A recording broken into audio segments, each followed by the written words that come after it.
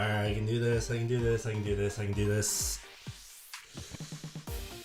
Alright, let me test the waters a bit.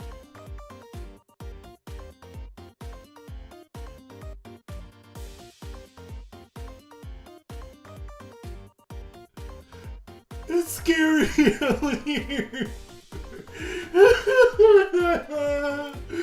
Oh, it's scary out here. Who are you guys?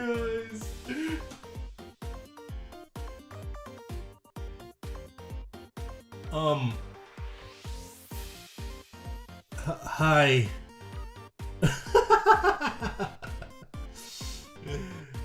Hello, everybody. It feels like it's been an absolute age. How's everybody been? Hello, everyone. It's good to be back. I am the virtual agile Majima Nago. Oh my goodness, it's been 5 weeks. Hi, Boichi-san. Hello, everybody. I've been gone for quite some time. I think the last week that I streamed was like what? Let me check. Let me check my calendar for a little moment. Let's see, September. Oh my God, it's the week of the 4th. Currently, we are at October 20th, so it's been quite some time since my last stream. How's everybody been? Hope everybody's been having, I don't know, pretty good last month or so since I last seen you guys. Oh my goodness, it's been so long. I was afraid that I would forget how to use OBS and, you know, just do anything related to streaming, but it turns out I still remember how to do a thing or two, huh? Oh my goodness. Yeah, it's been a while. Yeah, so for those of you who don't know, in case there are any of you, I've been away. I've been in Japan for like the past, well, I left on the 8th of September and I came back on the 11th. So for approximately 33 or so days, I was in the magical land of the rising sun, you know, where dreams are a reality and where places are literally the same as you would see them in video games. So I had a lot of fun in Japan, not gonna lie. Like, Japan is honestly such a great place to travel to. There's just so much awesome stuff about it. And I'll do my best to recount that to you. Honestly, it's not like I took like notes or anything. I'm just honestly just going to completely wing this and see how much of my own trip I actually remember. And of course, I can't really show you like too many pictures and stuff because it might be, you know, a little bit problematic, but I'll try to describe everything in as much detail as I can. Just so maybe you guys can live a little bit vicariously through me on my Japan trip. So first things first, sorry, so sorry for not being able to actually stream while in Japan. Not gonna lie, I had my entire setup ready. Like, I bought like a portable-ish mic that I took around me the entire time. And of course I had my usual streaming setup that I'm still using right now. But the thing was, I was really busy. Not gonna lie, I was super duper busy because I didn't go to Japan for 33 days just to vacation. As much as I would like to do that, half the time, I would even say 2/3 of the time, to be honest, I was spending just working. Because for those of you who don't know, I do work for a Japanese company that I cannot name, but as a result, I was working a lot. Like, there were quite a few days where I would actually just be going to the office, working for 8 to 10 hours, and then going back to my hotel and chilling. Like, I'm not going to lie to you, that was quite a few days. And as a result, it's not as like fancy or like, oh my god, I went to like all these temples. I didn't go to a single goddamn temple, I'm not gonna lie to you. I know that's a thing that people really like to see, and honestly, like the last time I went to Japan, before this time, which was in 2016, I actually did go to a ton of temples. Like, I went to Kyoto, I went to like Himeji, I went to the castles, I went to the temples and whatnot, but this time I did like none of that. I'll let you know firsthand, I didn't do jack in terms of like super normal ass touristy stuff. Not that I didn't, mind you, and that's what we're gonna end up chatting a little bit over today. So first of all, so I landed, of course, on the 8th. Well, by the time I landed in Japan, it was already like, I'd actually left on the 7th, and I landed on the 8th, essentially, because going to Japan, of course, is a very, very long trip. I'm not gonna lie to you, it is extremely long, especially since I didn't really get like direct flights, because at that point, I was going in via like a business visa, and because there were so many restrictions in the going into Japan, right? There were no real like direct flights from where I was to Japan that costed, reasonably. I don't think there were any to begin with, to be honest. I was looking and I didn't see any. So essentially, I ended up taking a somewhat cheaper flight.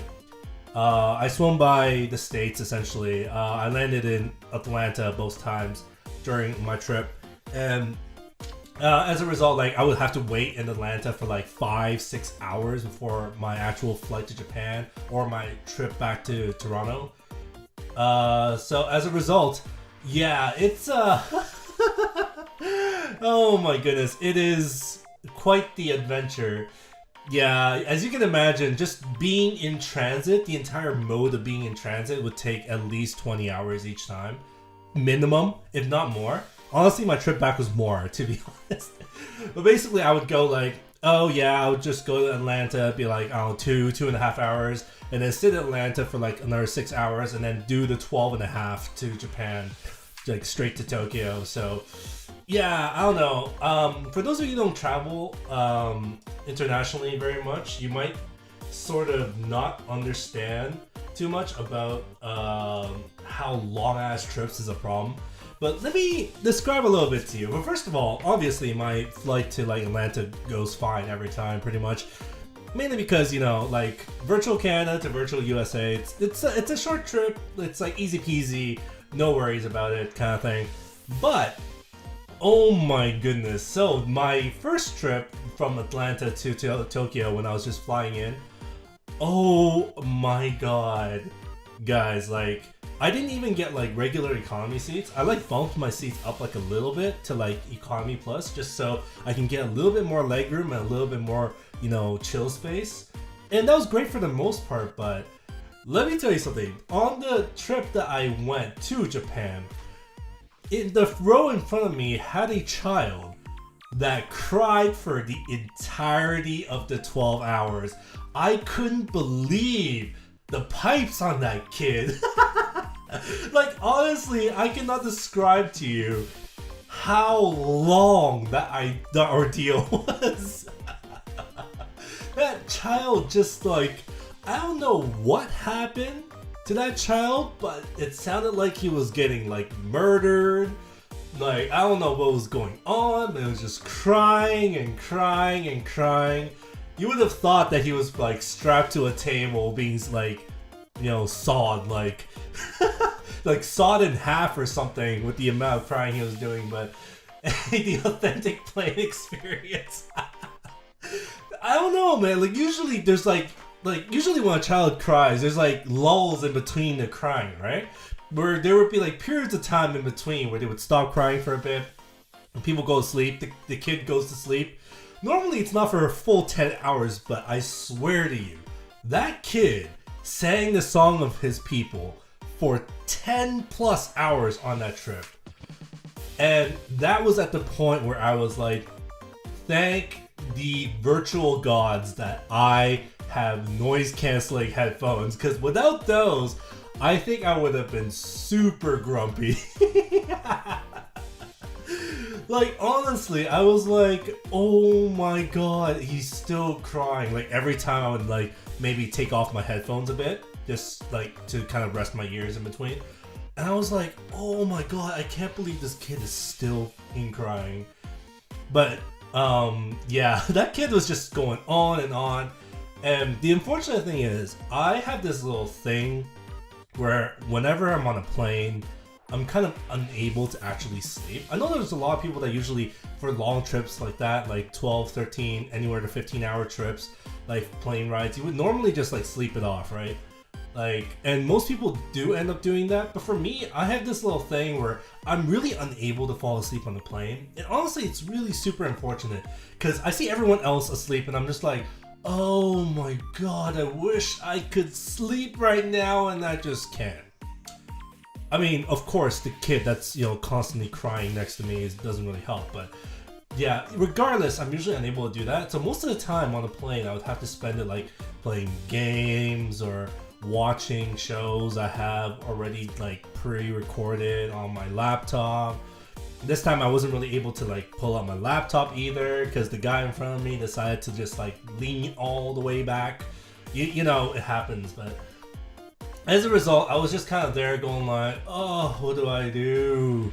But thankfully, the plane I was on did have Wi-Fi, so I did spend a good chunk of the time just like watching random YouTube videos or playing games, of course, since I did have my Switch with me. Even though I didn't really touch it much, to be honest, I was honestly playing more on my iPad. Like, although I will say, playing rhythm games on a iPad on the tray table is not very good. That is definitely not the way to go. That thing is hella shaky. But anyway, after that 10 plus hours of hearing that kid cry, I landed in Tokyo, and honestly, the first thing I realized about Tokyo is, holy shit, it is so hot there. Like, because I was coming from virtual Canada, right? Like, and the weather at that point, which would have been like coming into September, wasn't all that bad. Like, it was starting to cool off. Like, we were probably like in like the bottom range of the 20s, like 20, 21 or so degrees. And so it would be really like nice, comfortable weather, right? The moment I step into Tokyo, it's like close to 30 and it's humid. Because I'm not sure if you guys know much about Asia, especially if you haven't traveled there before. What's really hot about Asia isn't the actual temperature, it's the humidity. And the humidity is like this disgustingly wet blanket that's constantly like over you. And I just started sweating. Like, my goodness, it was so hot there. And I wasn't expecting this, right? Because I'm just like, oh, it ain't even August anymore. It's not August. It can't really be that bad, right? Why did I bring jackets? Like, and by the end of the trip, I was just like, I've never, like, I brought like 2 like autumn jackets with me, right? Because I'm just like, oh, it might get a little bit cooler. Which honestly, near the end of my trip, it did. But like, cooler in Japan, it's still like, you know, typical ass weather in virtual Canada. So it wasn't something that I wasn't used to. But yeah, I brought like 2 autumn jackets and I didn't wear them the entire trip, pretty much. Like, I was wearing one originally when I was flying from virtual Canada to virtual Atlanta to virtual Tokyo, but at this, like, by the time I landed, I was like, oh, I do not need this. It is fucking hot right now, and I just shoved it in my suitcase. But yeah, my goodness, it is so humid there. Like, honestly, throughout the trip, there's quite a lot of times where, like, due to where my hotel was located, I have to like walk to various things, and my goodness, every time I even need to take like a 10 to 15 minute walk, I would just be drenched in sweat by the end of it because it's so humid and I'm so not used to that kind of heat, right? And this isn't even like peak summer either. It's like the end of summer where it's already cooler, but it's still humid. So I can't even imagine what it'd be like for people living in Tokyo when it's like, I don't know, August, July, and they're just sweating their balls off. Like, I don't know about you, I don't really want to be in Japan at those points in time. But anyway, I got off the plane, and I was like, oh my god, this is so hot. Shoved my jackets into the suitcase and just went. And of course, I landed in Haneda, which is a little bit a ways from the city center. And I was staying somewhere near the city center. And as a result, I was just like, maybe I should take the transit. And then I thought about it and realized that since I was sitting on my ass for like the last 12 hours and my back was like kind of dead, I was just like, you know what? I'm going to take the cab. And I did. And I kind of regret it because honestly, the cab costed quite a bit. That was like a 7,000 to 8,000 yen trip just to get to my hotel, which was in the city center. And honestly, that's, like, Canadian dollar equivalent would be like $80 for a taxi trip, which was fine because I was tired and I just really wanted to just check in. But otherwise, yeah, I was kind of regretting it after, but I was just like, you know what, just once in a while is fine. And then once I got settled into my hotel near the city center, the Japanness immediately kicks in, right? Because you're just going like, wow, I'm in Japan. You pass by all these buildings while I'm on the taxi ride, and I'm just like, oh my god, the Japanness has really set in, right? Like the smell of the air, all the Japanese signs, and of course, like all the landmarks we keep passing by. Like we passed by Tokyo Tower and stuff, and we're just like, yo, it's Tokyo Tower!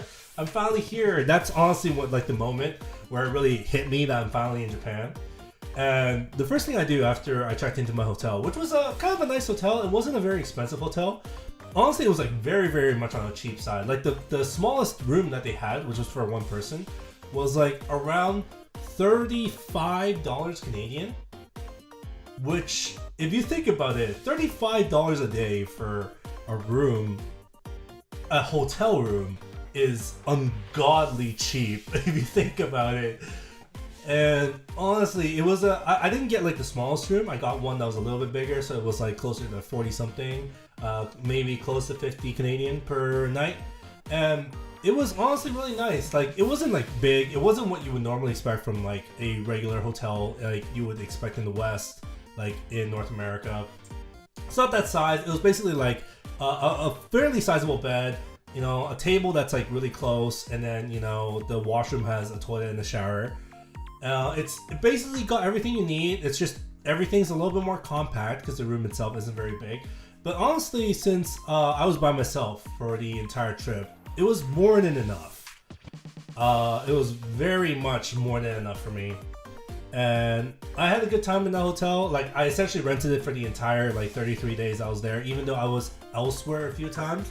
Mainly because I want just like a base of operations in Tokyo, and by that I mean just somewhere to leave my big luggage case, right? Because I didn't want to lug my big luggage case around.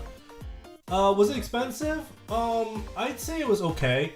Like, if you think about it, I probably spent maybe 1,800 Canadian for that month, which, if you think about it, is really funny because for those of you who don't know about rent in Canada, anywhere closer to city center, even where we call uptown, for let's say the Toronto area, the basic rent that you would need to rent a 1-bedroom apartment is about that much, if not more. So I was going wait, you're telling me that I can just go to Japan and rent a hotel for a month and essentially pay the same as if I were just renting a regular ass apartment in virtual Canada? Are you kidding me? Are you kidding me? Why am I just not staying at this hotel all the time? Was sort of one of the thoughts I was going by my head, but at the same time, the hotels don't really have a kitchen, and I like to cook, so it wasn't really an option for me. But at the same time, honestly, it was it was a lot of food for thought, because you just realize how much we're paying for this kind of thing in virtual Canada, and you realize that we're kind of getting screwed globally. But yeah, honestly, the hotel was nice. It was good. It wasn't too close to it was like a 10-minute walk to a subway, which was not bad at all. It was also on various subway lines, so honestly, it was fairly easy to get around. But the main reason why I chose the location of that particular hotel was due to the fact that it was also a 10-minute walk from my office, the office of the company that I work for. And as a result, I just wanted to be close, right? Because I didn't really want to be somewhere where I would have to take the subway to go to the office. Because imagine taking the regular subway in Japan to your office during regular rush hour. For those of you who don't know, it's crazy crowded. So I didn't want to do anything of that sort. Right? I just wanted to be close enough to the office that I could just go in, just take a few steps, walk, have a nice walk, enjoy the sights while I just get to the office. And which was awesome, to be honest. It was nice being close to the office, especially due to the fact that He did that exactly once when he didn't have a choice. Yeah. Yeah, you don't really want to choose that route. Like, if you can avoid Japanese subways at rush hour, you definitely would like to avoid that, because that's crazy crowded, crazy squishy, and if you happen to be a lady, you know, it ain't very good. Yeah. But yeah, so basically I landed, I checked in, and the first thing I did, of course, like anybody really should once they check into a unit in Tokyo, is to hit the nearest convenience store, buy a bunch of liquor, buy a bunch of snacks, and then go back to the hotel and just chill. Honestly, I'm not sure how much you guys know about Japan, but oh my god, convenience stores are so awesome.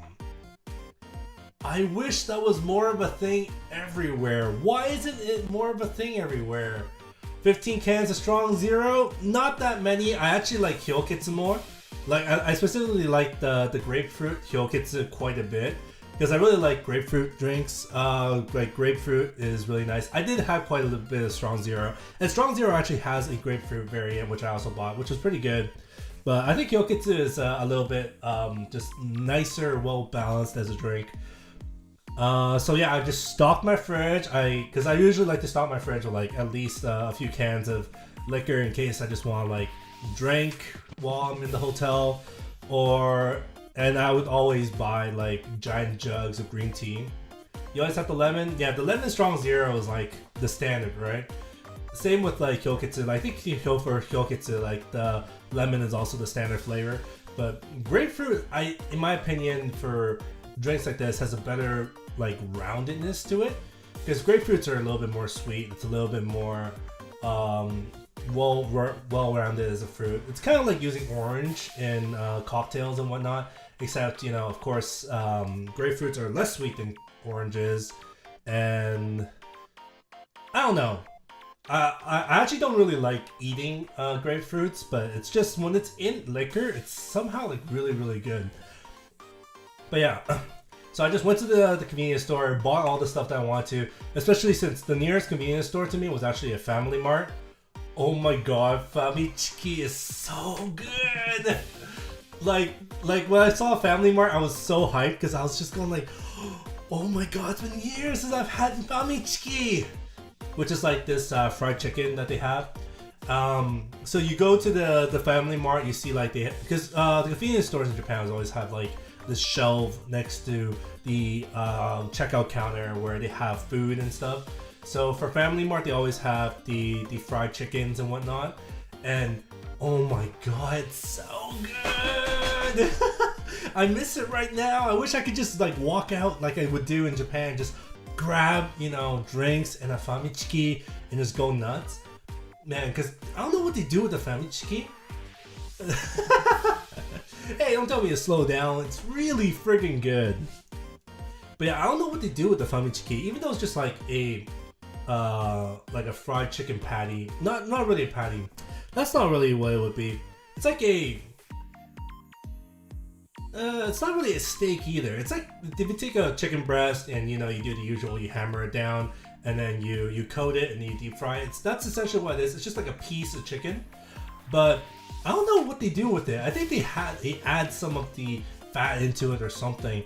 But when you bite into a Famichiki, it's so juicy, and there's that layer of just like fat under the skin that makes it like really, really, really good. Is it better than Korean fried chicken? Yes, it is. There is no doubt in my mind that the Famichiki is better than your average KFC. Like, honestly, it is something that you really have to try when you go to Japan if you have it. And it's available everywhere, because Family Mart's everywhere. As is, like, you know, Lawson's, 7-Elevens, like, all the convenience stores. Excuse me. Famichiki is 7 chiki that saved my life. It saved mine on various occasions, too. Like, sometimes when you're just hangry, especially after, like, a night of drinking, when you're just hangry, like, Famichiki and 7 chiki are just like godsends, because you just bite into that juicy chicken and you just like chug the Strong Zero or whatever your favorite drink at the time is, and it's just, you just feel alive, you know. It's especially good after like a long, hard day of work, and that has happened on various occasions for me over this time. So that was really cool. So of course, afterwards, I just kind of chilled. I didn't want to do much. I was just sort of setting up my hotel room, you know, just settling down and whatnot. And the next day, on the Friday, I went to my company for the first time, like the Japanese company that I work for. I actually started working with them sometime in 2021, and as a result, I haven't actually met most of my coworkers in real life. And obviously, because I haven't been to Japan since, you know, the pandemic and everything, I've never been to the actual office, so I got to go. It was really cool because our office is like really big. I got to meet all the people that I work with on the regular, and it was really nice. And it was on like a Friday, so that was especially nice because since it was on like a weekend, like right after work, we were able to go like, hey, let's, you know, celebrate the fact that you're here. Let's all go drinking. And then we had like I think we had like we went to an izakaya that specialized in like kushiyaki. Well, not kushiyaki. It was just yakitori, and it was really nice. It was good to like see my coworkers, you know, talk to them. Like they finally get to see me, and I think the usual comment is that they didn't really expect me to be, you know, that tall, because you obviously can't tell how tall somebody is through, like, of course we've had meetings, they see me on camera, but you can't really tell how tall somebody is until you actually meet them. So I didn't realize some of my coworkers were actually really short. So I'm not like super tall, to be honest. Like I'm like above average for North American standards, but in Japan I'm essentially a giant, right? Because it's just the way it is. Like Japan is not designed for people who are above 175. And me, I'm like, I'm 182. And because I'm 182, whenever I go to the subway, my head hits all of the advertisements they have on the roof. And usually, like, there's a lot of places that are like, you know, like izakayas that are kind of on the small side, and you would try to go to the washroom, and then you'd realize that the ceiling that they have is like really, really low. And you'd have to like, you know, like I would have to shift my head like this. you literally see what I'm doing here. I would literally have to like walk into the washroom like this a lot, and just like avoid getting brained by like hitting my head like on a wall or something. So yeah, Japan is definitely not designed for tall people. So yeah, as a result, like I didn't realize that so many of my coworkers are actually like not very tall. So like I would like, you know, stand next to them like waiting to go to the restaurant with them, and I'd be like, well, I can't believe they're all just like basically only at like chest level for me.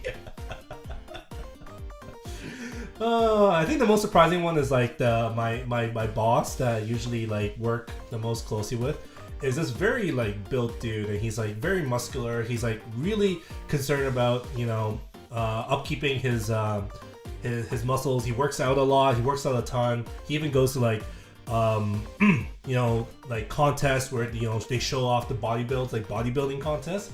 Like he's the type that goes to like all of that, right? And it was so surprising to me because when I saw him, I'm like, I expected him to be this big Hulk, right? Because I see him, I know that he's got the muscles, I know he works on them, and he's like really short. Like honestly, that was one of the most surprising things to me. Like just to realize that most of my coworkers are like kind of like, because I don't know, there was like probably just just something in the, well, more small than. I don't know who that is, but I assume they're swole. But they're pretty good. I wouldn't say they're like super like godly level. Like he's like a family guy. He's a family man. He has a wife. He has a kid. And essentially all of his hobbies involve bodybuilding at this point, right? Tea is good. But yeah, he's like really built and stuff, and I was expecting him to be big, right? Because that's normally like the image of a muscular person when you're a North American is like they're like huge. You like see them on the street. They have a backwards hat. They have a tank top, a really tight tank top, and they're just muscly, right? But yeah, he was a lot shorter than me, so that was really surprising. But yeah, it was cool seeing all my coworkers. They're all really great people, and we all went for food and drinks.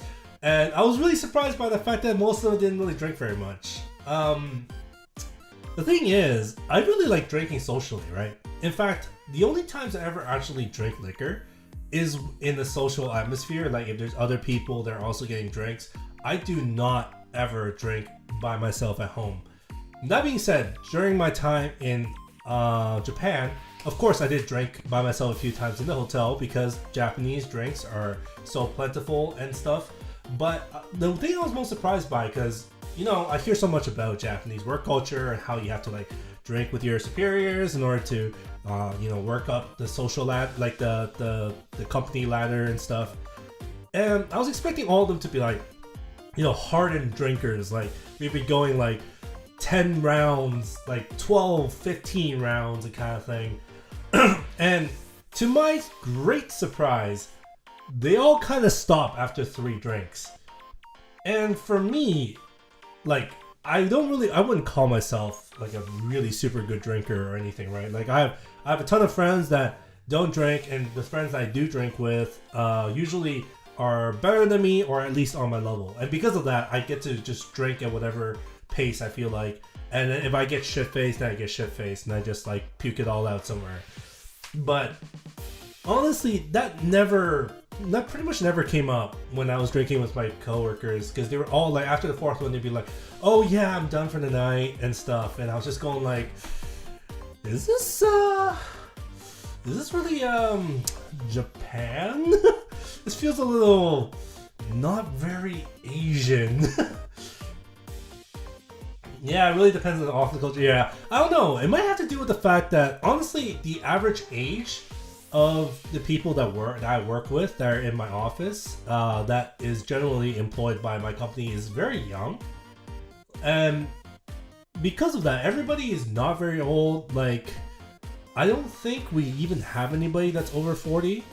Like, honestly, it's like very filled with more young blood, I guess you could say. Probably because of the nature of our work. But as a result, I was sort of like expecting a lot of like, more drinks, right? Especially since more of us are kind of like on the younger side. But yeah, surprisingly, like the office culture, I guess, is also in part to the fact that some of the people are so busy that even after drinking, sometimes they would like go back to the office and keep working. But as a result, yeah, like there wasn't really much pressure after that, and they didn't really drink too much. So I was like, okay, yeah, sure, that's fine. But as a result, yeah, I never really got to like super like get into my pace drinking with my colleagues. I think it was funny because the weekend that came up, I was just kind of chilling. I met with a few of my friends in Japan, and of course I went to an arcade because of course I would go to an arcade. I'm not sure if you've seen like the games I play on this channel and all the rhythm games I play. I play a lot of rhythm games, and of course I would go to an arcade to do the same. But yeah, I actually on that weekend I did a casual drinking session with a few of the people from my office that were a little bit closer. They, even in that scenario where there wasn't work because it was like a weekend, and like we were drinking near Akihabara, and it was like there was no work. They didn't have to go back to the office or anything. Even then, they all stopped after like 3 or 4 drinks. And at one point during that like entire session when we were just like eating at the izakaya there, I was about like 12 beers in. Like, not gonna lie, I was just kind of like just drinking and drinking beers. And since I'm a Canadian, I'm used to beer. And I was just drinking and drinking and drinking, and about like 12 beers in, I was still like honestly completely sober. I'm not gonna lie to you, it's not like the drink sizes were really big or anything. So I was still completely sober. And those guys were just looking at the amount of drinks I was having, and they're like, "Are you okay? Are you okay, dude?" I'm just like, "Yeah, dude, I'm fine.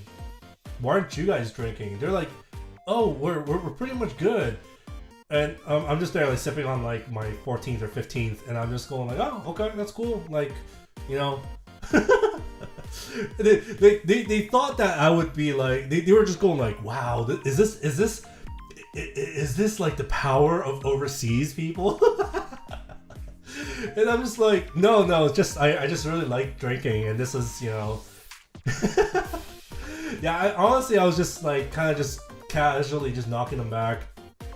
The beer is of course delicious because of course Japanese beer, there's so much variety and it's so awesome. And like honestly, like if it's just beer, for most of the time if I don't mix with other liquor, toxic.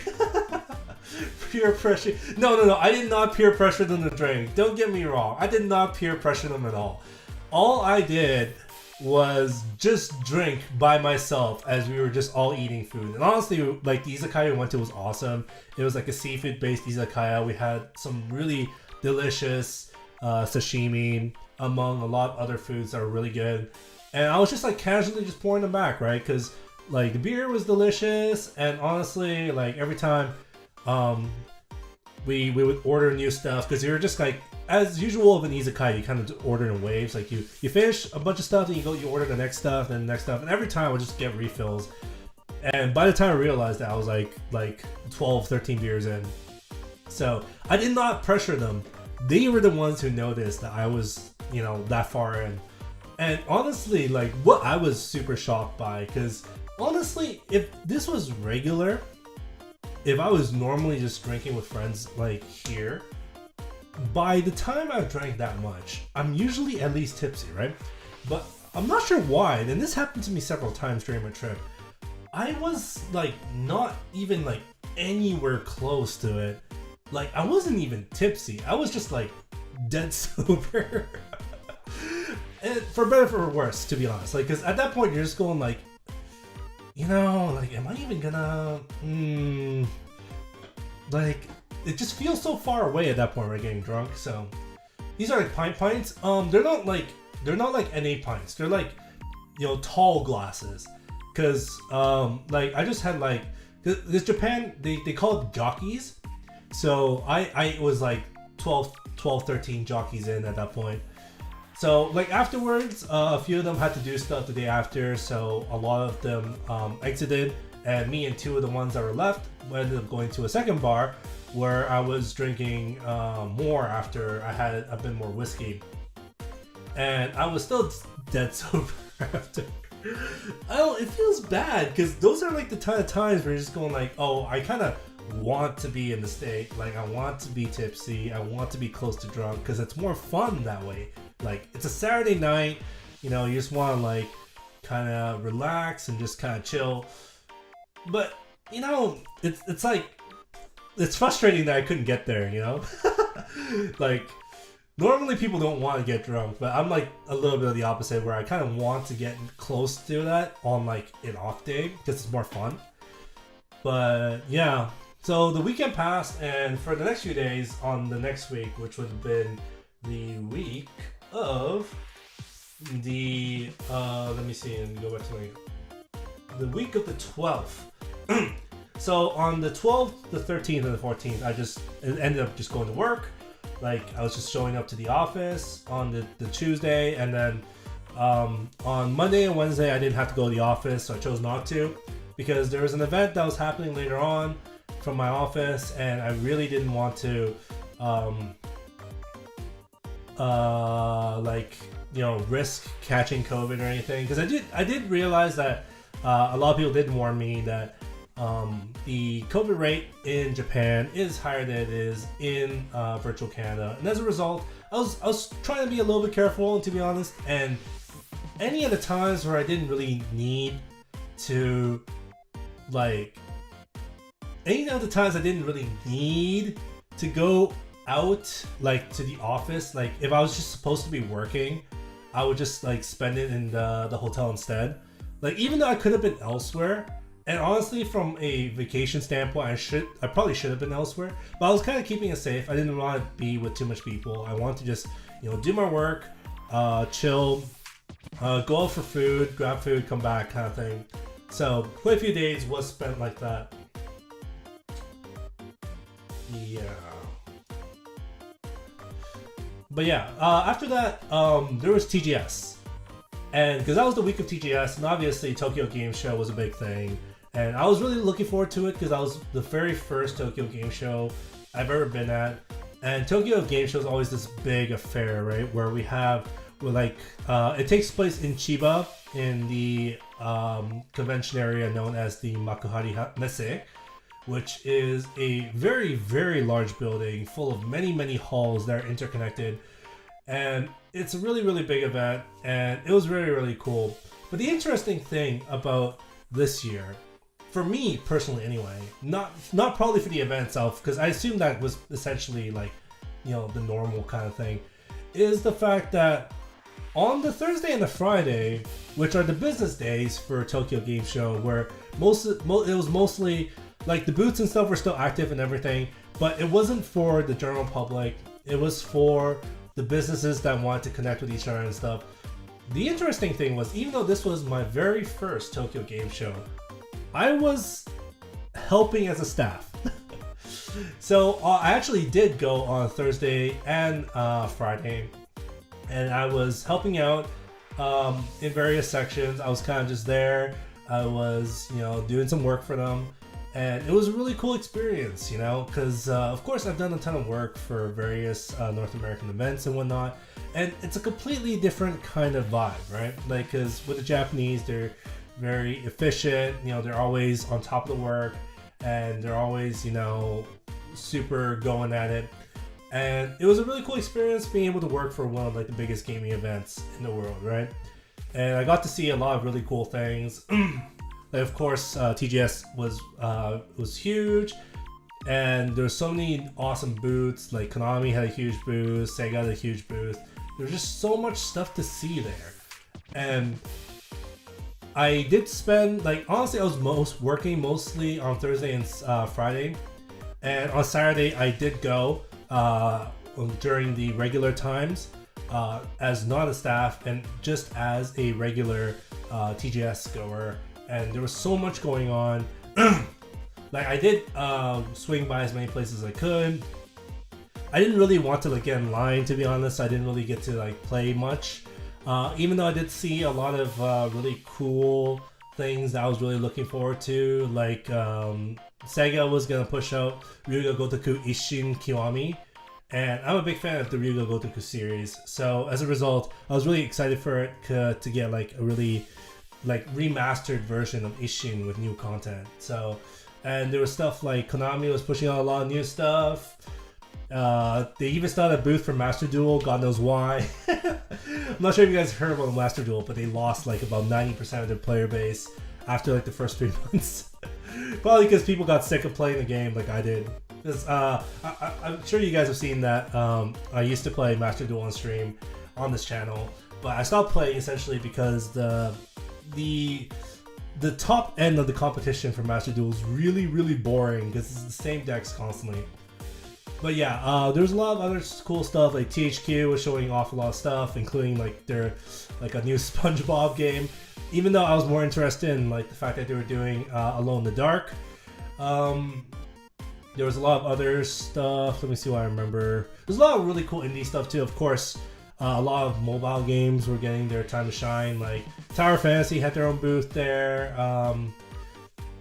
Whatnot. It was really, really cool. It was really cool to see that kind of scale. Oh yeah. Street Fighter was obviously there. I think actually one of the cool things is that I was casually walking around the Street Fighter booth at one point, and I noticed there was a bunch of 4 men that were sort of standing in the back that was watching people play the Street Fighter 6. They were watching people play the Street Fighter 6 build that was at TGS, and there was a whole lot of people lining up for it, trust me. And it was kind of cool because after you played that, there was this little 1-1 standee of, not standee, it was actually a statue of Chun-Li that you could take pictures with, and she was in her new outfit from the game. But the coolest thing that I realized about those 4 people is that they were the devs of the game. And the main reason why I noticed that is because I've seen a lot of live streams where they show up, especially with the fighting game roundtable talks and whatnot. So I approached them, I was just like, hey, oh, of course in Japanese, of course. I'll be like, hey, you guys, you're the Street Fighter 6 devs, right? And they're like, yeah, we are. How'd you know? And I'm just like, yeah, I've seen you guys in like various live streams and whatnot. Can I get a picture with you guys? And they were like, yeah, sure, let's do it. And then we took like 10 pictures.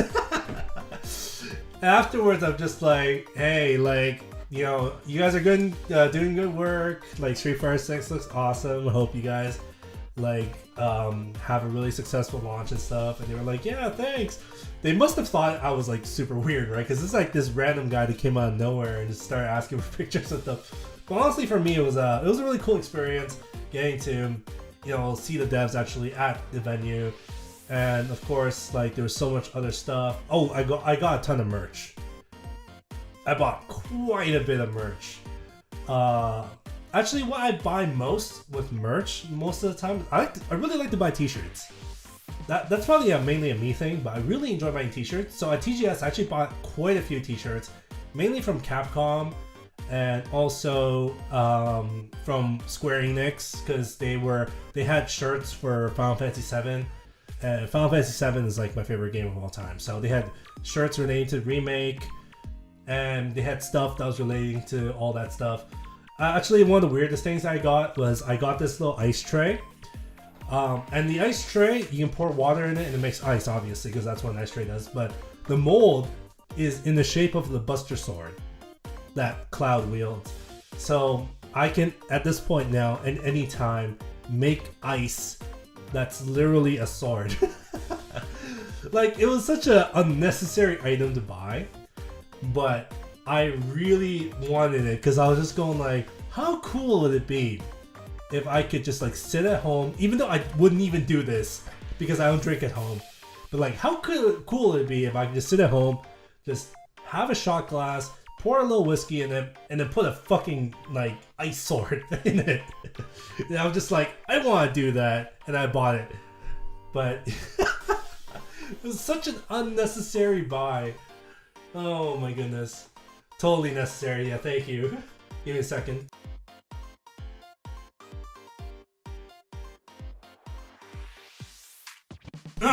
Sorry, just need to clear my throat there. Yes, totally necessary. But yeah, that was what I was envisioning, and then I was just like, wait, I don't even drink at home. Why did I do this? But then I'm like, you know what? If I ever invite guests over to my home, and I did do that quite a bit before COVID happened, so it is definitely within a possibility once we get back to the swing of things. And I think we're mostly back now. So like, maybe I can call my friends over, I can like give them like Buster Sword ice, you know, just to show off. But yeah, I was mostly buying shirts. I really like shirts. Of course, since I was a fan of Ryuga Gotoku, the Cospa store had this really sick looking jacket with Ryuga Gotoku on it, and I was super down. I bought it. But otherwise, it was really cool, the experience. There was a lot of walking. Oh my god, there was so much walking, especially since I was like near Tokyo City Center, right? And going from Tokyo City Center to Chiba to Makuhari Messe is like a 1 hour like transit ride, and that takes forever. So, and honestly, like, it wasn't even just TGS, because like later on, like near the week before I left, I'm sure you guys saw pictures that I went to Niji Fest, but because I went to Niji Fest is also in the Makuhari Messe in Chiba, so I had to go to that frigging convention center like on 2 different occasions, multiple times, on 2 different weeks during my like 33-day trip there. Oh my god, the transit takes so long. And it's not like going by taxi would have been any better, because taxi ride would have been like 40 minutes, would have been like easily $150. So definitely didn't want to do that. But yeah, but TGS was fun, it was great. I had a good time. Honestly, I had tickets to go Sunday, but Sunday was like pouring rain. And at that point, since I was already at TGS for 3 days, right? Because I went Thursday, Friday to work, and then I went Saturday just to like chill, right? I didn't go Sunday. Even though I could have, I chose not to, because I was just like, okay, it's like I think everything I need to do there, I'm good. Like, which was kind of bad because I actually bought like the supporters pack, which meant that I got like a free T-shirt, which I couldn't even go get. I was asking before if I could like just get the shirt ahead of the time, and they said no. So I'm really sad. They probably have this random extra shirt with them that has my name on it, but that will now be lost in the annals of time forever, which is sad. So, yeah. So that was the TGS weekend, the weekend of the 17th and 18th of September, and then the week after was the week that I actually bought a JR pass to use. So for those of you who don't know what a JR pass is, and for any of you that has an overseas passport, you guys should really know what a JR pass is, and I'll tell you about it. Basically what the JR pass is, it's a special pass that the JR rail service, which is the service that provides, Shinkansens and also various local trains. So the JR Pass is a pass that's specifically provided by the JR Rail service to foreigners only. So you do need a foreign non-Japanese passport in order to buy it and to claim it. And basically what it is that for a certain fee, you can use this JR Pass, which you can buy in increments of 1 week, 2 weeks, or 3 weeks. You can use that JR Pass, and during the period of time that you buy it, for me, I bought it on the week of the 19th until the 25th. You can use the JR services as much as you like during that time with no real restrictions. There are a few small restrictions, like for example, like for the Shinkansen, you are not allowed to use the super fast, like express Shinkansens, like the Nozomi. But even without the Nozomi, you're essentially able to go anywhere you want on the JR Shinkansen service because they have alternate slower trains for it.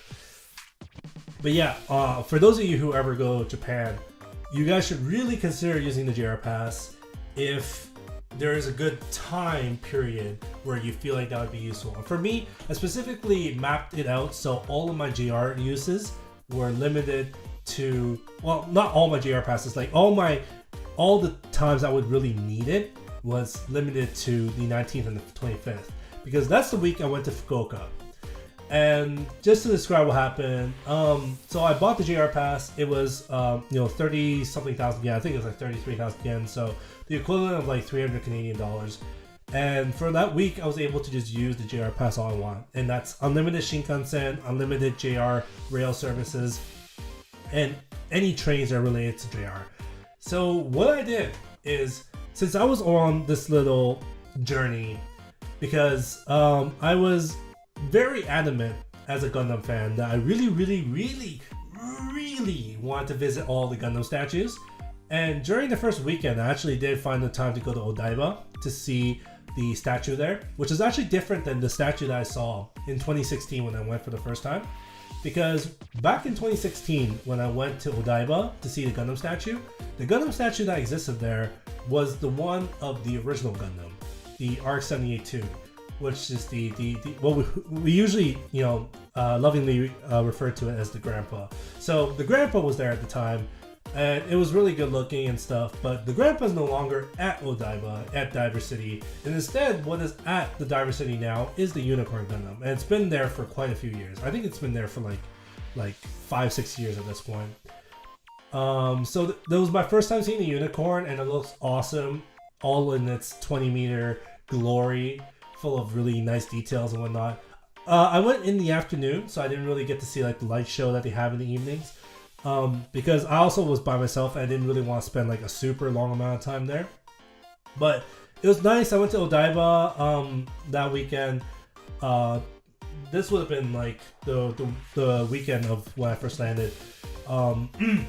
And it was really nice because, Diver City's cool. There's a round one there. I get to play my arcade games while I did stuff. The food court there is really nice, and I got to see the Gundam. But on the 19th and the 25th, the main reason why I wanted to set the JR Pass for there is because I really wanted to go to Fukuoka, which was the second of the 3 statues, and the one that's the farthest away from Tokyo. And because of that, it was so far that I really needed to plan exactly how I wanted to get there. And I decided that since there was a fairly direct Shinkansen route to Fukuoka all the way from Tokyo that I might as well just buy a JR pass and take advantage of it. So that was the week that I decided to, plan out that trip and essentially go see the Gundam statue there. So as a result, for that week, the 19th I was just working. I didn't take a break from my work for this week, by the way. But I realized that since I was working remotely mostly that week anyway, that I could essentially just be on transit and still work while I'm in transit and still be able to put up all the work that was required of me. So since I realized that, I was just like, oh, I might as well just, just go ahead, make my way to Fukuoka and then just kind of chill there and work while I'm on transit, right? Because like the Shinkansen ride is like 5.5 hours. So it's a fairly long ride. And so I actually left on the 20th because on the 19th I was still working. I decided to just take that day and just work.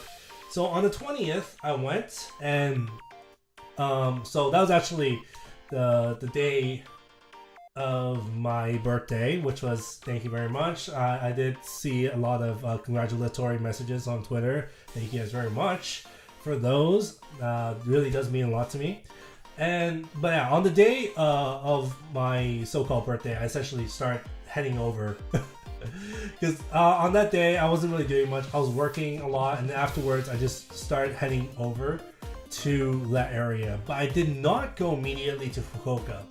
And the main reason for that was because since I was in Fukuoka, obviously I would want to meet up with my very good friend and senpai, the Fukuoka VTuber, Yokato-chan. Yokato senpai. And because Yokato senpai was kind of mainly free on the weekend, I didn't want to go directly to Fukuoka because there was no way I could meet up with her during that time regardless, because she was busy with other stuff. So I was like, I wonder what's really around Fukuoka. I wonder if there's certain places that I could spend a few days in. And that's when I realized that the onsen town of Beppu was about a 2-hour train ride from Fukuoka, or specifically like the closest station that was in the middle of it. And once I realized that, I was like, why don't I just go to Beppu and chill for a bit and then go to Fukuoka? Which is what I did, because I was just going like, yo, I really want to go to onsen town. Like honestly, lately I've been really tired. I'm sure you guys know, like I work a ton.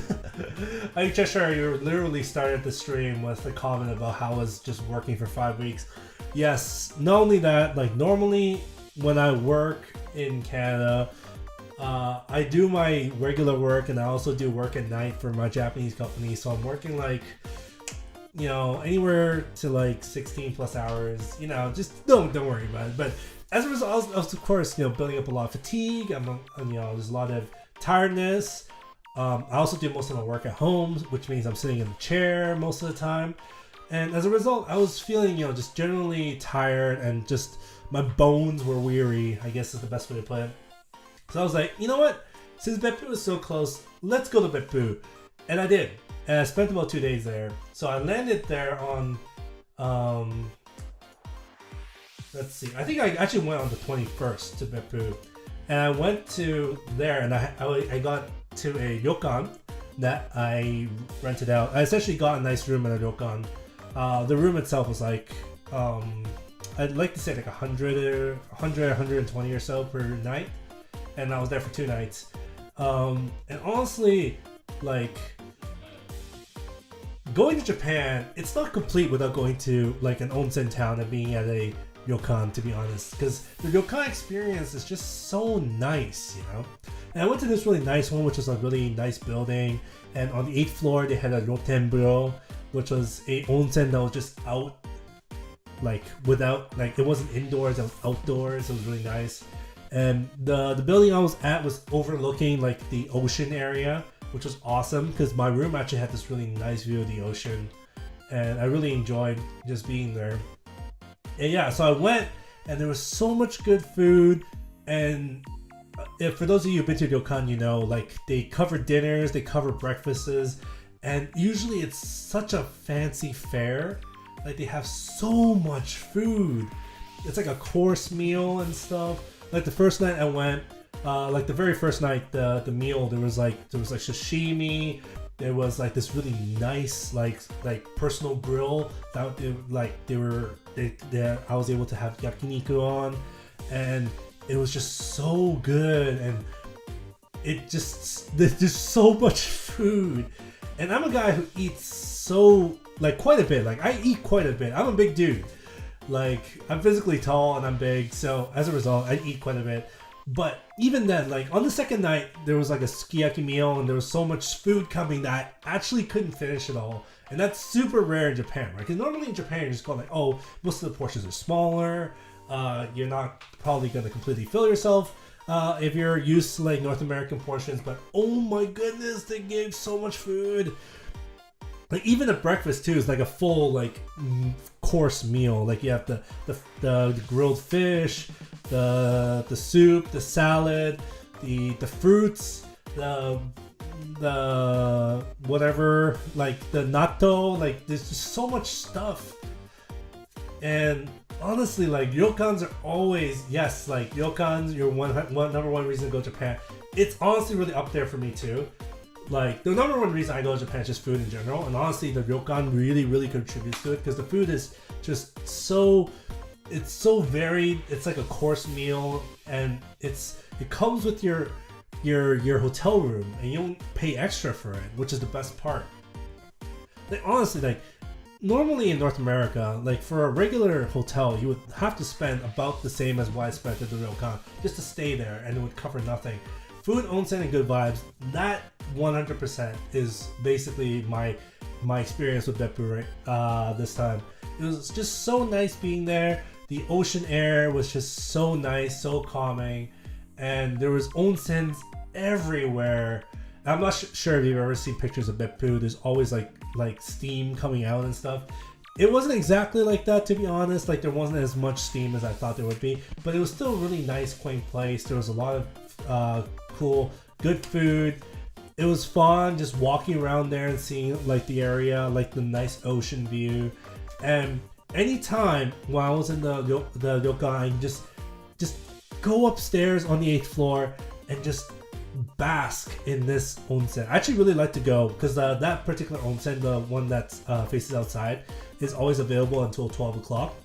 And of course, I knew that the amount of people that are staying at the ryokan is definitely much lower than it would be normally because of the lack of tourists coming to the area right now. Like at this point, it's probably much more full, and those areas are probably much more populated with tourists at this point.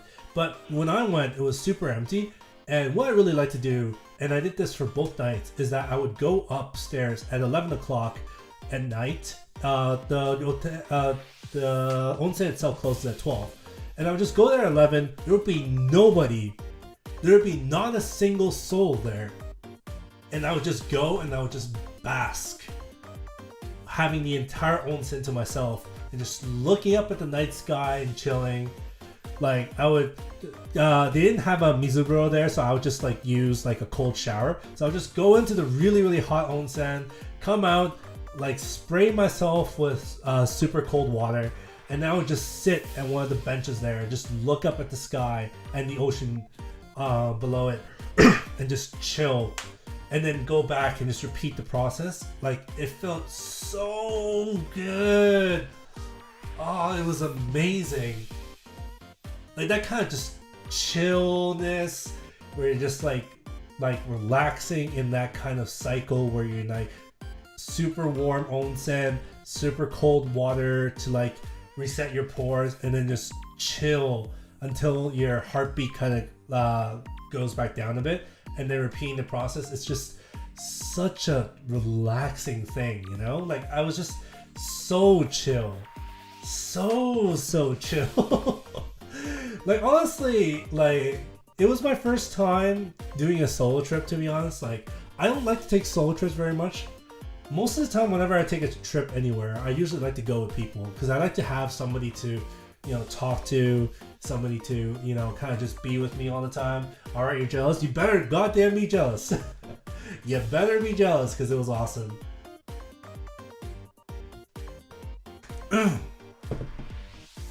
But yeah, it was honestly my first time like going by myself, and especially like me just by myself taking this long trip to like Beppu and Fukuoka, right? I was honestly kind of nervous. Like I was honestly super duper nervous, and I wasn't entirely sure if everything was gonna go well or not. Like I was afraid that if some like disaster happens or some like emergency that I wouldn't be able to handle it because I'm not like too familiar with too many things and I might kind of panic. Like I wasn't too sure, but then once you get there and everything's settled and you're just chilling there in the onsen by yourself in like the middle of the night, it was just such a relaxing feeling, and it was it did take a lot of my fatigue away, and I'm definitely very thankful that I took that trip, and it was definitely a very fruitful one. So I spent the Wednesday and Thursday there essentially just basking in the onsens, just walking around, having fun. And then the day after, I went to Fukuoka for real. And there is where I met up with Yokato senpai. So I got to Hakata Station. I went to my hotel, which was about a 10-minute walk from it. And I just kind of settled there for a bit. And then I met up with Yokato senpai, who came personally to my hotel to grab me, and I was super thankful because I'm just like, because I'm gonna be dead honest, I didn't expect to be able to meet Yokato senpai when I was in like the area, right? Like I was completely prepared to just go to Fukuoka on my own, and I originally hit up Yokato senpai because I knew she lived in Fukuoka, and it's a big part of the content that she makes on YouTube, and I knew this for a fact, and obviously knew that she knows a lot of good places. So the first thing I did, like even before the trip, was I hit her up on Discord, and I was just like, "Hey, Yokato senpai, like I'm gonna be in Fukuoka, like at some point in the trip. I haven't really decided when, but I like because I definitely want to visit the Gundam, which is the new Gundam next to the Lalaport in Fukuoka." And I was just like, do you have some recommendations on really nice places to go to? I know you post a lot of food pictures and stuff, which means you probably are very, very well versed in, all things food with Fukuoka. And I know that Fukuoka is well known for food. So can you give me some suggestions? And she's like, oh, yeah, sure. And she gave me like an entire document full of suggestions. And then she was like, hey, if you don't mind, let's like actually hang out. And I was just like, really? You're okay with that? You're okay with hanging out? Really? Like I was a little bit worried because I was just going like especially since me and Yokato senpai, like we did talk quite a bit, but we weren't like super duper close or anything. But she immediately offers to just like hang out with me, in Fukuoka, which I was just like, is it okay? Are you gonna be busy? Am I gonna be bothering your work? Like, are you gonna be okay with that? And she was like, no, that'll be awesome. Like, I'd love to meet you and then hang out. I'm like, that's awesome. like, there's nothing better than having like somebody actually live in the area and guide you around the city, right? So I took her up on her offer, and she was super duper nice. She met up with me at the hotel. And then we went out and we just, immediately got like Hakata ramen. Because why would we not get Hakata ramen? Because that is the shit. That is so fucking good. Like we didn't even go to like a fancy place or anything. It was just like one of those places that's around Hakata Station that she was like, oh, this place is really good. And we ate, and it was super good. And afterwards, like, to be fair, I didn't have a plan for Fukuoka. Like, my entire Fukuoka goal was I wanted to see the new Gundam, and that was it. Like, I didn't even think of anything else. I was just like, Yokato senpai, like, if we had anywhere else that would be nice to go to, I would love to go. And honestly, I feel kind of bad because I felt like she was thinking about that a lot. She was like thinking of a lot of stuff. And it felt like I was putting extra work on her, and I was honestly like really like I felt bad about it that I was putting extra work on her, even though she's the one that's going out of her way to like meet up with me and also like take me to different places and guide me along. And no, but she was just such a dear. She's so nice that I ended up feeling so bad, especially since she tried to pay for some of my food. And I'm just like, no. Like the Asianness came out of me, you know? Because I was just like, no. You ain't paying. Like, I understand that this is your area, but this is your turf. But I am literally like depending on you to like take me to places, and you are doing such a service for me. Like you are not paying for stuff, and even then, she still forced to pay for stuff, like the ramen she paid for, and I'm just like, no, why are you paying for me? It feels bad. So I like literally made sure to like never make her pay after. So afterwards, like she took me to the aquarium there, and we watched like a dolphin show and stuff, and it was really nice. Like the dolphin show was really cool. Like basically it was like half open, so it's like half of the place that they had the dolphin show was like overlooking the ocean there, and the dolphins were really cool. They were doing tricks, and we literally watched the entirety of the front row get like completely drenched in water. And it was like, there were so many people there. Like, I guess everyone was kind of like just chilling because it was a long weekend. Oh yeah, that weekend was a long weekend. I forgot about that. It was a long weekend in both senses, because for that particular week, apparently the Monday and the Friday were Japanese holidays. And I didn't fucking know because I'm not Japanese. But apparently they were. And as a result, because it was a Friday night, it was so full of people. It was mostly people that were on dates. I personally wish that they would all explode, but yeah, it was fun. All the animals were really cute. The fish was really interesting, and most of them were really colorful. It was a great experience. And afterwards, on the next day, Yokoda Senpai took me to see the Gundam, and it was great. Oh my god, the Gundam was so good. Oh right, I should probably talk about the food the night before. Yeah, after we came back from the aquarium, we went to have motsunabe, which is one of the signature foods for Hakata, and I made sure to pay for that. I made sure that she wasn't gonna pay. I was so adamant. Like, at that point, I was just like, she paid for my ramen, I can't make her pay for anything else. Like, I swear to God, this ain't gonna happen. And yeah. But yeah, it was great, because the motsunabe was so good, and it came with like there was basashi, and that basashi was so delicious.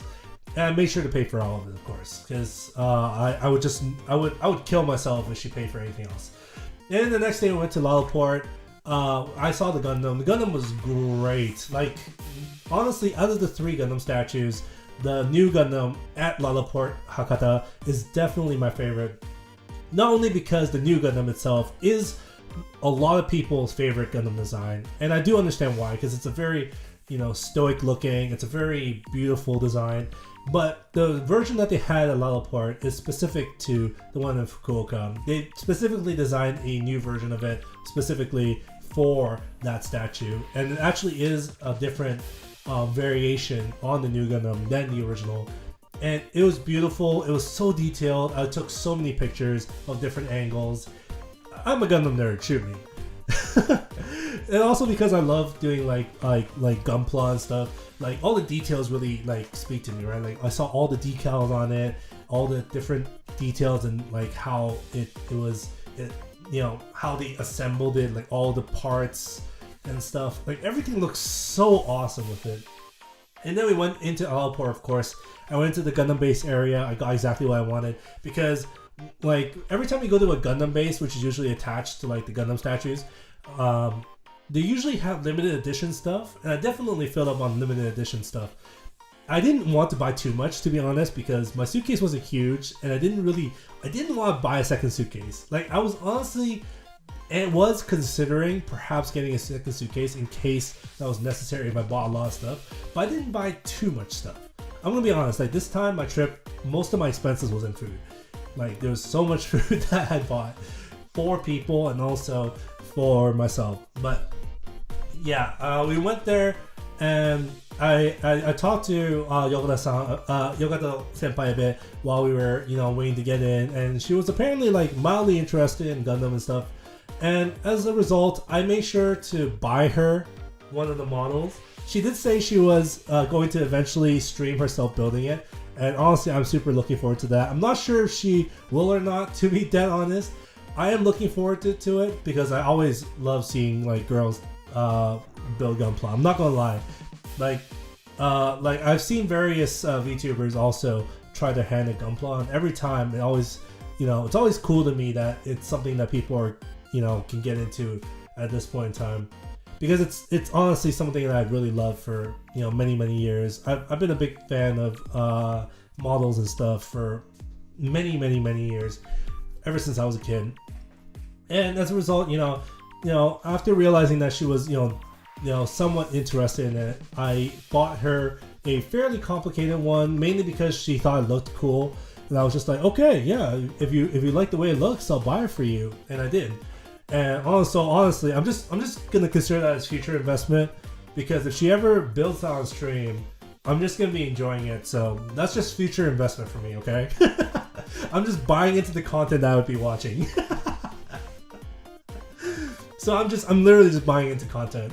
But yeah, I do hope that will happen eventually soon, and I hope she doesn't have too much trouble with it, because the model I got her was the RG Fukuoka New, which is a exclusive kit that you can only buy in that particular store. And if she ever builds it, it's gonna be pretty cool. But RGs are notoriously, difficult, especially for people like me, because I'm a tall dude, I have big hands, and RGs are really tiny. They're 1144 scale, and they're extremely detailed. So for people like me, it's kind of difficult. But Yokoto-chan, she's a girl, so I'm sure she'll probably do better with the parts than I do, since she probably doesn't have hands as big as mine. Big dumpy hands. But yes, yeah, I'm definitely really looking forward to if she ever does that. Afterwards, we chilled for a bit. She had something to do later at night, which was kind of sad that we had to part so early. So we ended up partying about like 8 o'clock. Honestly, I wanted to hang out with her a bit more. Like, I really wanted to go like karaoke with her to hear her sing a bit. But unfortunately, she had work to do later that day, so we ended up partying then. And that is when we actually partied. I was just sort of sitting at a arcade at that point, so I just kind of spent the rest of my time in the arcade. And then I eventually, later on that night, just by myself, I just went to a random bar, which is actually something I also did in Beppu. Because if there's one thing I really like about Japan, is that there's a lot of bars that are really, the classy isn't exactly the right word, but it's very like, I don't know how to describe it, but the bars kind of have a different feel there, It's kind of a place where you just go there, you kind of sit there, you enjoy your drink, and you kind of have casual conversations with the master that's serving you and stuff. And I remember the one at Fukuoka quite a bit, because I went there and it was kind of like a full house, but there was one seat at the counter that was available. So I sat there, and there was a very young couple on the right of me, and then there was 2 other guys on the left of me who were also fairly young, but they were not with each other. Like, they weren't like friends or anything. It was just the couple on my right was like with them by themselves, and then the 2 guys on my left were also by themselves, but they were all talking to the master, who was a really interesting person. And I remember this quite a bit because, the couple on my right, they were a very attractive couple. The guy and the girl were very good looking, and we were just talking a lot about various things. And the funniest part was that the guy was not very much an alcohol guy, so he would always like get really sweet drinks and whatnot, and we were trying to get him to like kind of, we're trying to like slowly push him towards more adult drinks, which is kind of interesting. It was an experience, because I personally, whenever I hit a bar, I really like drinking whiskey. So whiskey on the rocks is my typical go-to. And what whiskey I would choose would depend highly on what bar I'm in and what they have on selection. And for me, the type of whiskey that I usually like is stuff that's, really To be fair, I actually kind of like all whiskey to a certain extent because I appreciate the different types of feel that you can put in it. Like there's some that are really deep and smoky, and some that are like really easy to drink and smooth. The easy to drink and smooth is actually a quality that a lot of Japanese whiskey share. And as a result, when you go to a bar in Japan, you are more likely to get the smooth and stuff. But I drink all types, and I do drink all that. But the funniest part about that particular night is that I was just, casually drinking whiskey, and that the young couple on my right was just going like, "Wow, you're so mature. You're drinking like whiskey on the rocks." And I'm just like, "This is pretty normal." But the guy was just like, "Oh, I can only drink like sweet drinks because I really don't like the taste of alcohol and stuff." And I don't know why, it just kind of stuck with me. But that was a really fun night because we ended up just having like really casual conversation with the master as we were just talking amongst ourselves. It was really cool. It was nice just, going to a random bar and just being able to make conversations with random people is just really, really fun to me, That's something I kind of enjoy. You just don't know what you're going to end up with when you go into a bar.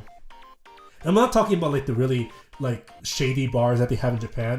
Did not go to any of those because the girls bar and the cabaret bars are all just like complete ripoffs that people. Yeah, I went to like bars, so all the masters were like men. So I feel like I have to make that distinction especially because I stated that I was a big fan of Ryuga Gotoku, and they'll have like cabaret bars are a big thing there. Yeah, just hitting up random bars in Japan is such a cool experience. Just the people you meet and the kind of talk that you get into, the kind of atmosphere, I love like the kind of chill atmosphere where you're just like sipping on your favorite drink. You're just kind of like having a nice relaxed time, talking to the master about whatever it is. Like if it's about his life, your life, whether it's about the alcohol or anything else, any kind of topic that randomly comes on. I love that kind of atmosphere, It's something I don't really get in North America, probably because I don't really live in like a very populated area. I kind of live in the suburbs and not like in the middle of like the downtown areas, which I would assume there's more of these kind of bars. But for me, it's kind of a rare thing where I get to do that. And Japan is definitely a very nice place to go, especially as a whiskey lover. There's so much really nice Japanese whiskey that really like helps you get into that really relaxed mood. Like that kind of thing is just precious to me, and I did that like quite a few times during the trip. But yes, that was essentially, and on Sunday I essentially I chilled a bit, and then I immediately head back to Tokyo where I spent the rest of my trip. And that is the week of the what is that, the 25th. Yeah, that would be the week of 19th to 25th. And that was essentially what I was up to. And after that point, I did not have a GR pass anymore because I wasn't really planning to go anywhere super far. And honestly, the week after, I was just working constantly. That entire week after, I was just working as usual. Either in my hotel or or at the office. But one of the interesting things I did do during that week is I met up with a lot of the other people that you guys might know, which is, I met up with Runpa-san, I met up with Hirai-san that week, and basically that was really cool. So I wasn't able to get both of them at once, to be honest, because Hirai-san was busy at certain times and Runpa-san was busy at certain times. So on one of those days, for lunch, I was having a casual lunch with Runpa-san, and I was also with Nori-san with us. And for those of you who don't know who Nori-san is, he is one of the guys who is supporting Asano Ruri-san, and also he has his own sort of VTuber crew called was it VSEN? I believe it was. So he was in charge of that. Let me look it up.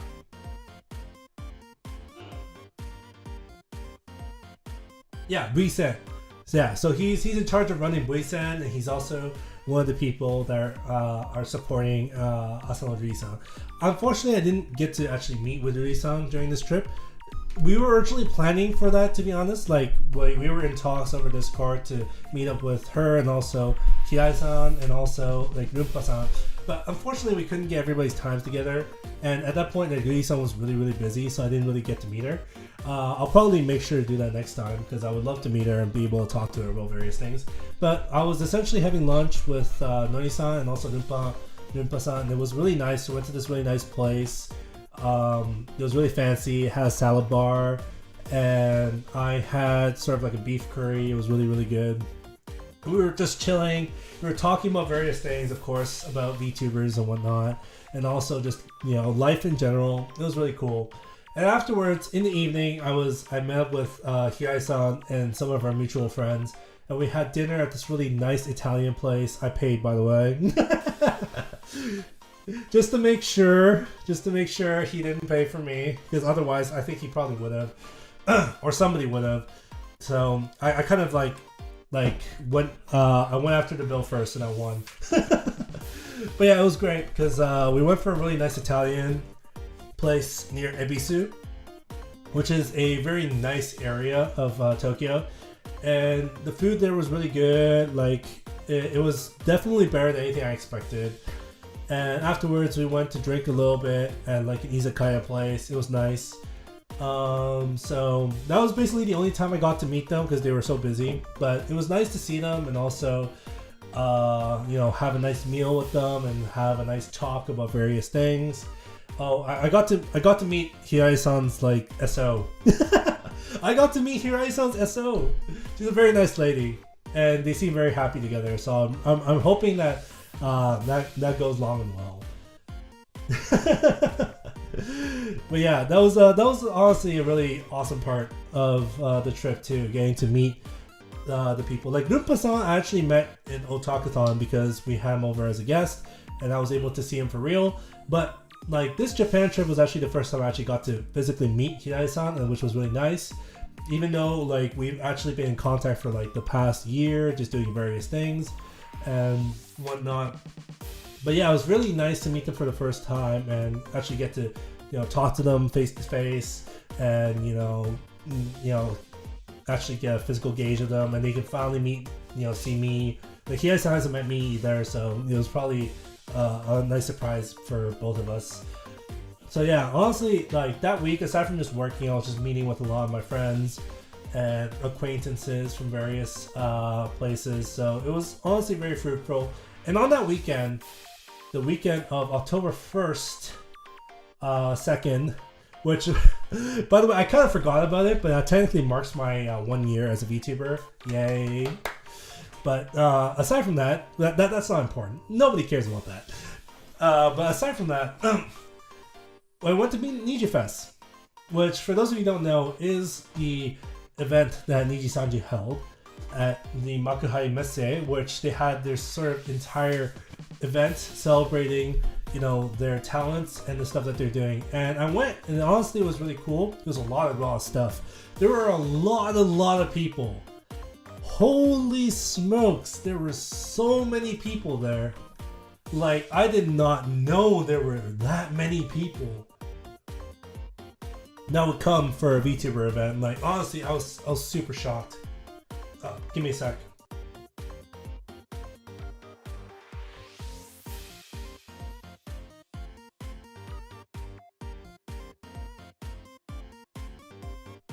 Sorry about that, just had to clear my throat. Haven't talked this long for a very long time, so I had to reset my throat a bit. Oh my goodness. But yeah, the Niji Sanji Fest was, honestly, it was big. I mean, the venue itself wasn't huge because they took about half the space that TGS did, if not less. I feel like it might be less than that, but it was a fairly big amount of space, but it wasn't like the entirety of the Makuhari Messe. But there were way more people there than I thought there would be. Like, I wasn't expecting that much people because I'm just going like, oh, it's a VTuber event, right? Like, VTubers are still, you know, somewhat in their infancy. Like, as an entire genre, we haven't had that long and stuff. So we're still kind of in the infancy. But holy crap, it was so packed, and there was so much lines for everything. Honestly, I didn't even get to do anything there because there were such long lines for everything. Like they had this one section where you can play on the Daipon machine. For those of you who know Niji-sanji, there used to be this program that they did called Nevagacha Daipon, where at one point they would have the VTuber talents, hit this machine called the Daipon machine to see how much they score. Daipon, of course, being like hitting the desk, So they had a machine where you specifically hit the quotation mark desk and you see how hard your hit was. So they use that a lot in the show. And the show itself is already no longer, because they have a different show called Gameru that's currently in its stead. But that Daipon machine, they had about 8 of them in this stall. And then the lineup for it was like 2 hours long. Even though all people did was they went up to the machine, they hit it, they see a number, and they leave. It was still 2 hours long to hit that machine. Holy smokes! 2 hour wait just to go and hit a machine and get a score. As you can imagine, I was shocked. Like, I was like going like, I can't believe there are this. Yeah, 2 hours. It was a 2 hour wait. Like, my goodness. Yeah, but no, honestly, it was really cool. Like, they had this nice like school theme going. Like the opening to the event is like sort of these school gates. And then once you go in, there were like these pillars, and they had all their talents signed on the pillars, right? So you can see all their signatures. Some of them are like, very quirky. Like, some of them have like really fun messages. And there would be all these standees that you can take pictures with. And then there's all these like various areas that you can line up to do different things. That they had like a horror section. They had like an arts thing where they showed off different like arts, and then like some of the talents that like, not drawings, like they wrote like kanji out, like, the big pens, and then they had that on display and stuff.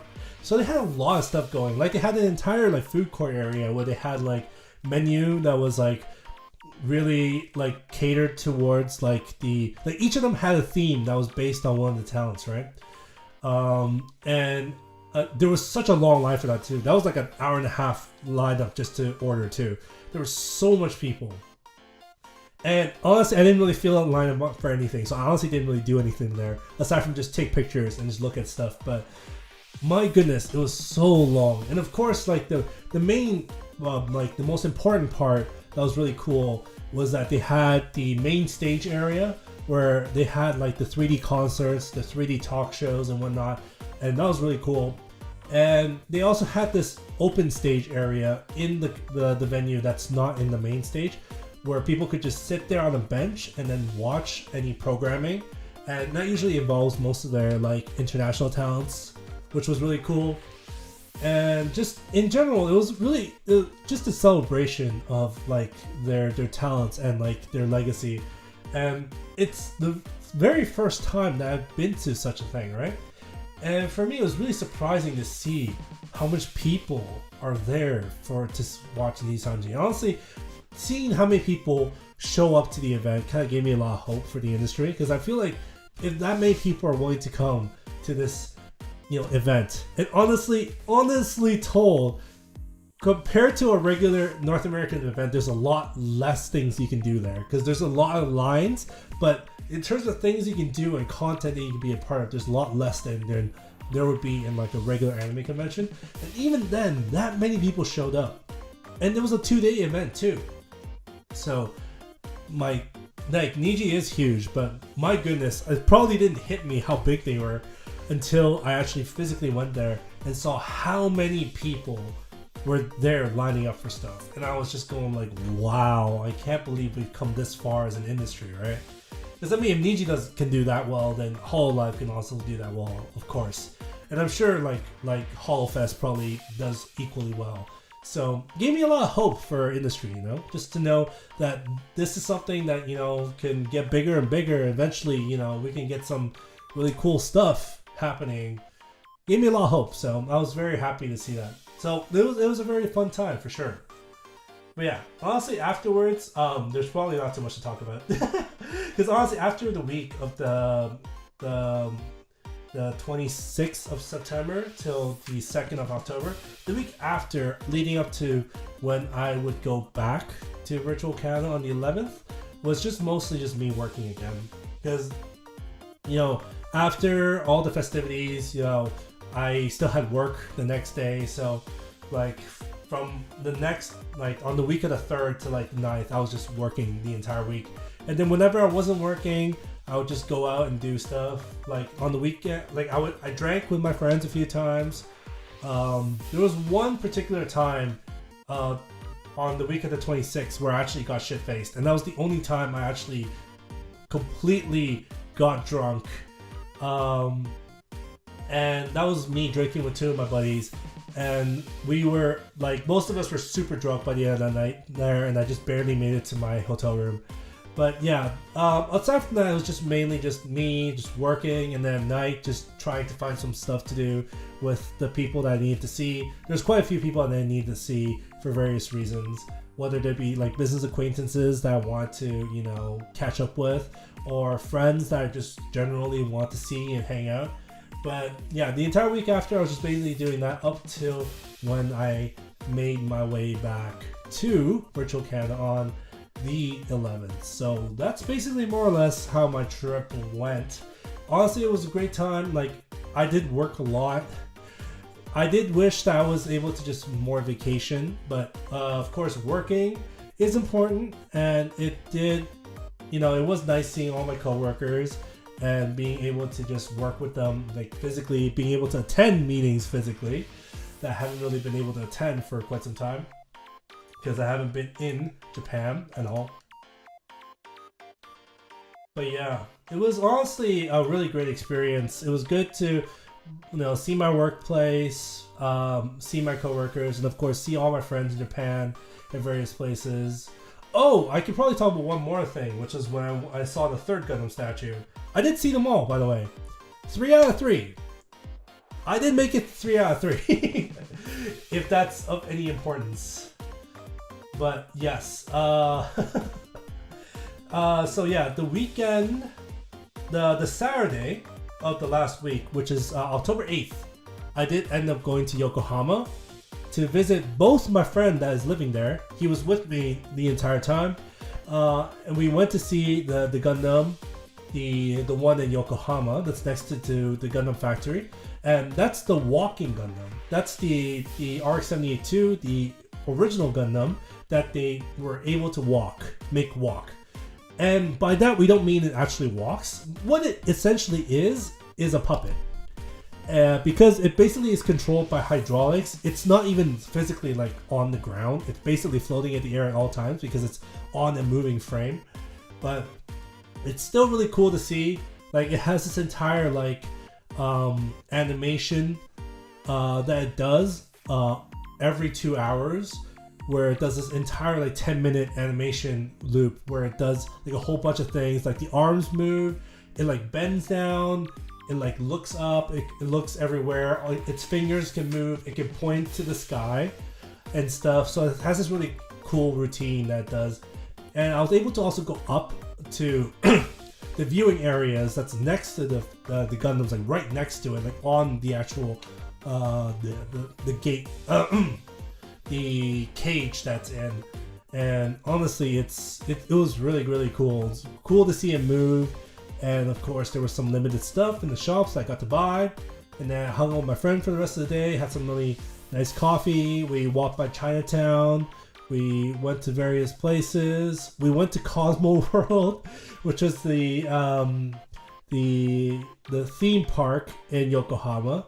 Even though we didn't go on any rides, we literally just walked through it. I think the funniest part about that part was in Cosmo World, there's this little attraction, I guess you could say, which is this house that is there. And they market it as the winter house because you can go in and experience minus 30 degrees Celsius. And that's apparently the catchphrase for that. So me and my friend took one look at it. We were just like, So you're telling me that I have to pay 500 yen just to go back to Canada? Because that's literally like Canadian like winter temperatures, right? So I'm looking at like -30 going like, oh yeah, that's nothing. We experienced that on the regular. And my friend that I was with also used to live in Canada too. So we both just looked at that and we just started laughing.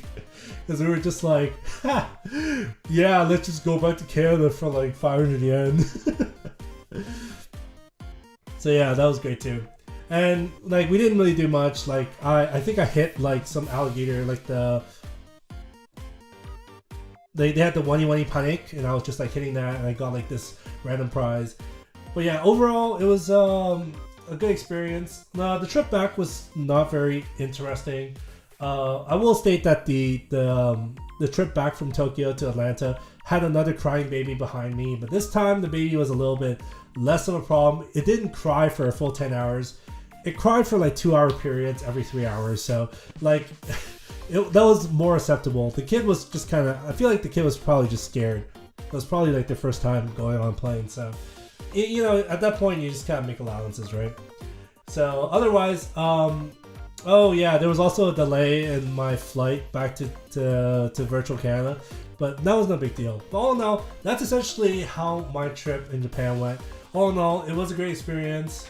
I had a lot of fun. It was great meeting all the people, especially, you know, some of the people that, you know, I work with, both in business and also in the VTubing workplace. So it was good to see these people and actually put some faces to names. And honestly, it's been a great trip, and I would do it again as soon as I can, to be honest. I probably have to save up a little bit more to go back, but yeah, honestly, it was super fun, and it was definitely would like to go back soon. Like honestly, the next time I go though, I might want to aim for more of like a spring slot, because I've only been to Japan like a handful of times. Like this is technically my 3rd time going to Japan. I've been told a lot that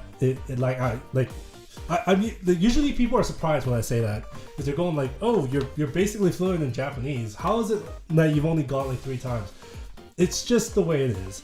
But the next time I go, I really actually want to go in the spring, because I haven't ever really seen like the sakura bloom, and I really want to see what that's like. You know, you see it all the time in anime, all like the pink petals and everything.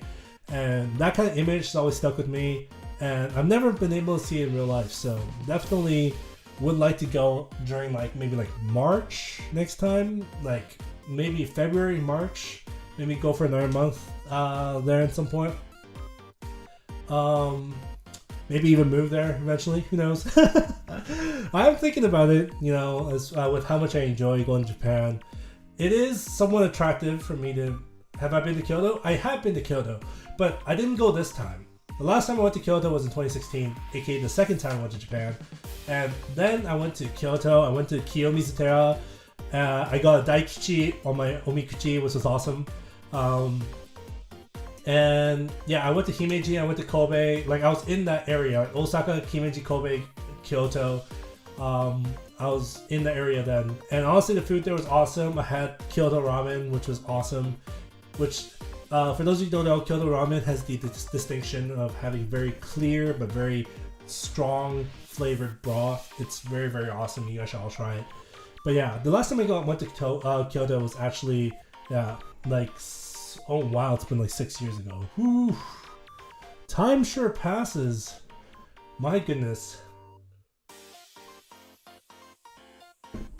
But yeah, all in all, that's basically a wrap up of my adventures.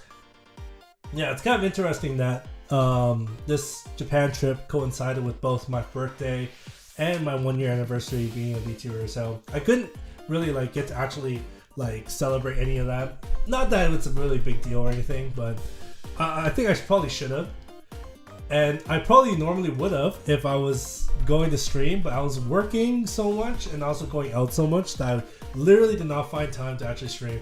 I'm super sorry. I know that I promised I was going to do it, but I was just so busy. Like, it felt like such a waste of money too, because I bought the Blue Yeti specifically to be able to stream while I was in Japan. I didn't even use it once. It's still sitting next to me I missed your birthday. Oh, I'm sorry. Happy birthday. I'm sorry. Hope you had a good birthday. Hope it was fun. Hope you had a good time. But yeah, it was fun. If it makes you feel better, during my birthday, I was essentially just working like a salaryman, so there wasn't really much. But yeah, overall, that was my experiences. I hope there were various points that are to your interests or are good for your reference in case you guys ever want to make a trip to Japan. And of course, if there's anything I can help with in terms of if you guys want advice in general for where you guys want to go, whenever you guys are planning to go. Like, trust me, I think I got out at the right time. Like, I didn't even plan for this because I came back on the 11th, right? And the 11th was the exact day that Japan decided to like release all of their restrictions on travel. So I essentially barely made it out of Japan before the people started coming in. So when I left Japan, the Haneda airport was very, very empty. And I was able to check in with like no time at all. And I expect at this point, if I were to do the same thing, it would probably be filled with people. Like 1 million people are probably there right now. So that's probably like a whole cluster fuck right now. I suspect that that's for the best because, of course, Japan is currently suffering quite a bit economically. If you guys have noticed, like, the Japanese yen has been on a huge, absolutely huge decline. To my benefit, by the way, because I got to like essentially get more bang for buck for the amount of money that I was, converting into yen. But yeah, they really need the tourists to go in, and I hope that really helps jumpstart their economy back up. But yeah, for those of you who are eventually planning to go to Japan, it's still as awesome as it is. I hope you guys get to go soon. I'm sure it's going to be a lot of fun for you. But for now, oh man, I've been talking for almost 2 hours.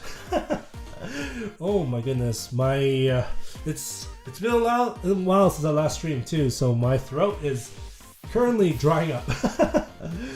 I did not expect to be talking straight for this long. Gotta rehydrate with some tea. But yeah, with that, I'm probably gonna end the stream about here. Thank you guys very much for watching. And of course, since now I'm fully back, I will be going back to my regular streaming schedule. Tomorrow, I will be having a stream where I will be continuing my run of Digimon Survive. Definitely looking forward to playing that game. There's a lot of games I'm looking forward to playing to now that I'm back. One of them being Gundam Evolution, actually. Like, I'm not a big fan of FPSs, but once you put Gundams in an FPS that I have some interest in it, I might end up touching it a little bit. I don't know. Depends on how much I like it. I might try it a little bit and see how I like it. But for now, I'm definitely really excited to continue my run of Digimon Survive, and then later on the weekend too. Tales of Symphonia, I haven't touched for like 5 weeks. So definitely looking forward to continuing those. So, yeah. That's pretty much everything for tonight. Thank you guys very much for watching. Of course, 7 p.m. Tomorrow, Digimon Survive, in case that's of interest to you.